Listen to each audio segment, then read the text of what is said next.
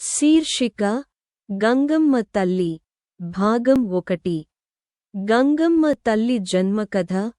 పురాతన కాలంలో అవిలాల విలేజ్, తిరుపతిలో అన్యాయం పెరిగి మహిళలు భయంతో జీవించేవారు.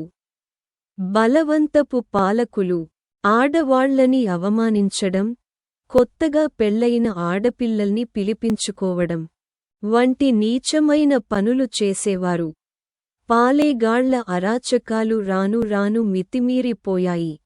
అప్పుడు ధర్మాన్ని కాపాడటానికి భూమిపైకి ఆవిర్భవించింది గంగమ్మ తల్లి, శక్తిదేవి అవతారంగా. ఆమె తాను ఎవరో తెలియకుండా ఆడవాళ్లని కాపాడడం కోసం వివిధ రూపాల్లో తిరుగుతుండేది. ఒక ఉగ్ర స్త్రీగా, గిరిజన యువతిగా, గర్భవతిగా, బండలో పాత్రలు అమ్మే అమ్మాయిగా.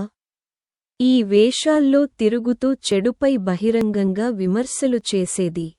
చివరికి పాలెగాడు అనే క్రూర పాలకుడు ఆమెను అవమానించేందుకు చీరకొంగు పట్టుకునేందుకు ప్రయత్నించగా, తల్లి తన అసలు రూపాన్ని చూపింది.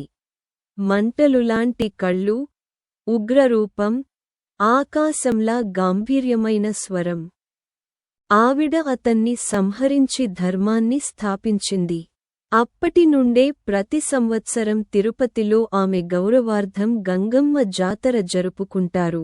భక్తులు వేషాలు ధరించి ఆమె రూపాల్ని గుర్తు చేసుకుంటారు. భాగం 2. లక్ష్మీ ప్రార్థన. ఒక తల్లి ఆశ. తిరుపతి నగరంలో ఓ మామూలు బండిపై పూలమ్ముకునే మహిళ ఉండేది. ఆమె పేరు లక్ష్మి. ఆమెకు ఓ కుమార్తె ఉంది, భాను. జన్మ నుండి మాటలే రాలేదు. డాక్టర్లు చేతులెత్తేశారు. కాని లక్ష్మికి మాత్రం ఒక నమ్మకం మాత్రమే ఉండేది. గంగమ్మ తల్లి నా మాట వినకుండా ఉండదు. ప్రతి సంవత్సరం తల్లి కోసం మల్లెల మాల సమర్పించేది. కాని ఆ సంవత్సరం భక్తి బలంగా, బాధ అంతకంటే బలంగా ఉంది. తల్లి గుడి ముందే కూర్చుని భక్తితో మొరపెట్టుకుంది.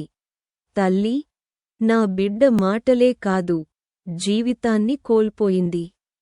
ఒక్క మాట అయినా, నీ పేరైనా పలకగలిగితే నా జీవితాన్ని నీకు అర్పిస్తాను. ఆమె గంగమ్మ జాతరలో మాదంగి వేషం ధరించాలనుకుంది. అది గంగమ్మకు ఇష్టమైన వేషాల్లో ఒకటి.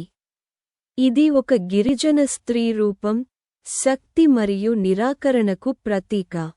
భాగం 3. వేషం. ఆశీర్వాదం. జాతర చివరి రోజు లక్ష్మి తన ముఖంపై బొగ్గు రాసుకుంది. వేపాకులు ధరించింది. చెదలిన గాజులు, పాత బట్టలతో వేషం వేసుకుంది. తాళ్లపై నడుస్తూ, గొంతెత్తి అరుస్తూ, అయ్యా అమ్మో, గంగమ్మ తల్లి వచ్చేసింది. ఆమె గాత్రం గాలివలె ఎగిసింది. జనం ఆమె వైపు తిరిగి ఆరాధనగా చూశారు. మండుటెండలో ఉత్తకాళ్లతో వెళుతున్నా ఆమెకు దారిని ఇచ్చారు. ఇంతలో భానుగుడి మెట్లు వద్ద నిల్చొని చూస్తోంది.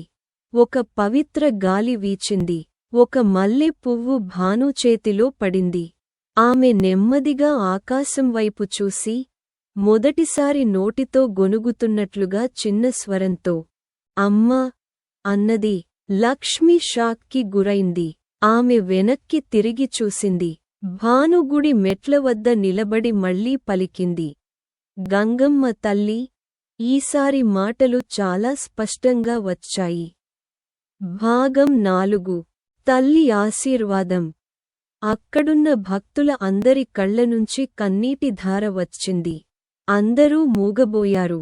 అప్పుడు అక్కడున్న పూజారి ముందుకు వచ్చి అన్నాడు, తల్లి మొర ఆలకిస్తే అది ఆకాశాన్నైనా చీల్చుతుంది. నీ భక్తిని తల్లి విస్మరించదు. ఆ రోజు నుండి లక్ష్మీ తల్లి సేవలో నిమగ్నమైంది. ఆమె వేషాలు వేసే ఆడపిల్లలకు సహాయం చేస్తూ ఒక్క మాట చెబుతుంది, వేషంలో కాదు అమ్మా, మన నమ్మకంలో తల్లి ఉంటుంది. ముగింపు మాట. ఇప్పటికీ తిరుపతిలో గంగమ్మ జాతరలో దూర వేషం, మాదంగి వేషం, బండా వేషం, తోటివేషం వంటి అనేక వేషాల్లో భక్తులు తల్లి రూపాన్ని గుర్తు చేసుకుంటారు. గంగమ్మ తల్లి దేవాలయాల్లో కాదు, భక్తితో నిండిన మనసులో ఉంటారు.